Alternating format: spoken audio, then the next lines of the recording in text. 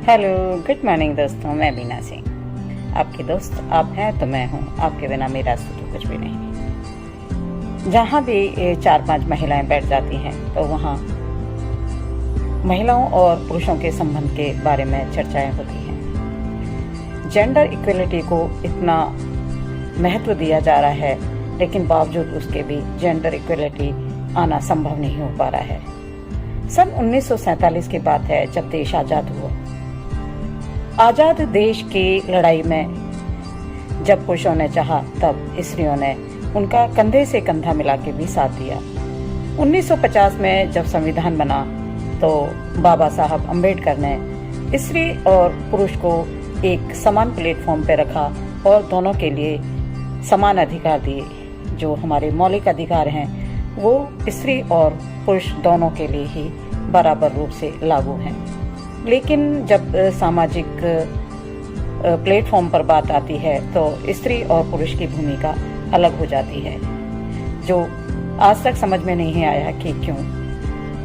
क्योंकि पुरुष प्रधान देश है, इसलिए पुरुष अपने को हमेशा स्त्री पे ऊपर रखना चाहता है और येन केन प्रकारेण वो अपने विचारों को, अपनी विचारधारा को स्त्री पर लादता रहता है।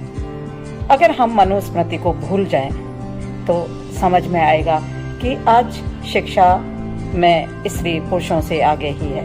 हर कार्य में वो आगे है, दोहरी तिहरी जिम्मेदारियां वो उठाती है। लेकिन आज भी जब सामाजिक स्तर पर विवाह की बात आती है तो स्त्री को कमतर आंका जाता है, जबकि स्त्री एक पूरा परिवार होती है। स्त्री और पुरुष के संबंध इतने विविधतापूर्ण हैं कि उनको समझना बहुत मुश्किल है। क्योंकि एक परिवार में रह के दो पुरुष तो अपना स्वतंत्र अस्तित्व जी सकते हैं, लेकिन एक महिला को उस पुरुष के अधीन ही रहना पड़ता है।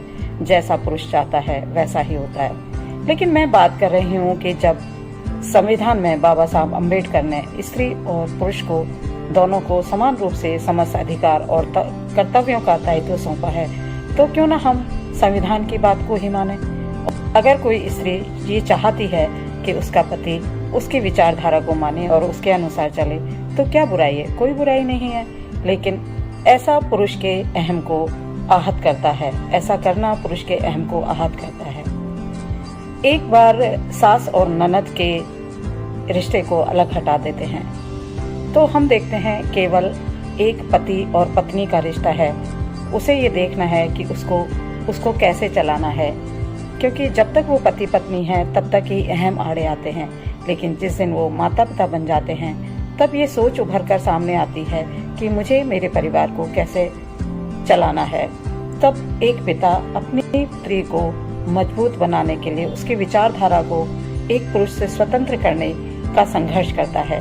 लेकिन जब वही लड़की पत्नी बन जाती है तो उसकी विचारधारा को दरकिनार कर दिया जाता है। यही सोचते सोचते बहुत समय निकल गया, लेकिन आज भी स्त्री की भूमिका समाज में सराही तो जाती है, लेकिन स्वीकार नहीं की जाती है। ऐसा क्यों? आप भी सोचिए, मैं भी सोचती हूँ। Thank you.